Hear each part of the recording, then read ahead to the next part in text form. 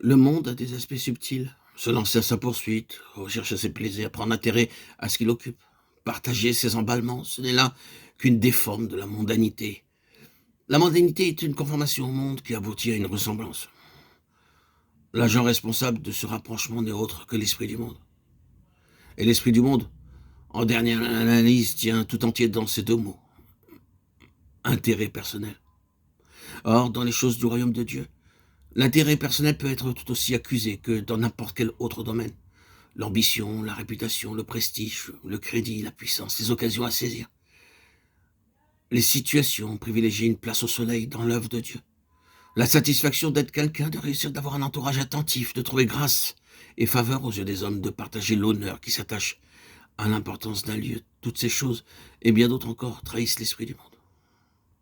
Elles contiennent toutes, qu'on s'en rende compte ou non, une part d'orgueil, de jalousie, d'envie, de convoitise, de prévention, d'incrédulité, d'amertume ou de quelque autre chose semblable.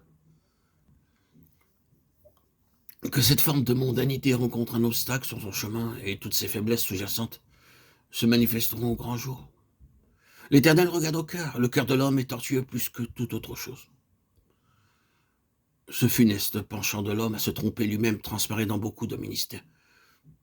Combien d'ouvriers de Dieu qui, après avoir bien commencé, accepté de grands sacrifices, accompli à grand prix un service fécond, en sont venus pour finir imperceptiblement à une certaine forme d'infatuation, inconsciente peut-être, car ils n'ont pas cessé de se regarder comme les plus sincères et les plus humbles des hommes, mais qui n'en est pas moins réel pour cela. Ils n'ont pas réalisé que leur ministère proprement spirituel s'en était allé, ainsi que leur message. Ils ont laissé une espèce de maestria d'origine humaine se substituer à cette divine capacité qui est le lot par excellence d'un esprit brisé et dépendant. Cette déformation est tellement insidieuse, tellement lente à produire ses effets. Elle procède à pas si menus et se cache sous un extérieur si avenant qu'elle peut défier tous les observateurs.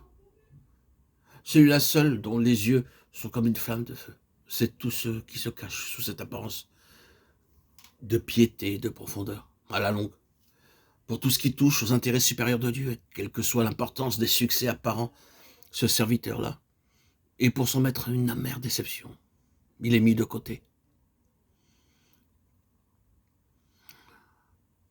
Si haut et fort qu'il ait dénoncé les compromis avec le monde, si brillant qu'aient pu être ses sermons et ses études bibliques, l'horreur du danger n'a pas hanté sa chambre de prière, c'est l'importance même de son ministère et l'ampleur de son programme qui ont été son piège.